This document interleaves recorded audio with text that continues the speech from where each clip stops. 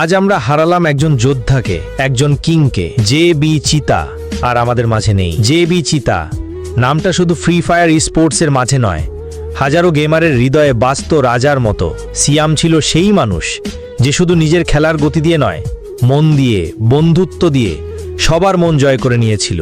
আজ আমরা সবাই নিঃশব্দ, কারণ আজ আমাদের সেই প্রিয় সিয়াম আমাদের মাঝে নেই। সিয়ামের খেলা মানেই ছিল উত্তেজনা, কৌশল আর শেষ মুহূর্তে বাজিমাত। তার প্রতিটি কিল ছিল দর্শকদের মনে এক একটি আগুন জ্বালানো মুহূর্ত। কিন্তু আজ সেই জেবি স্কোয়াডে নেই জেবি চিতা।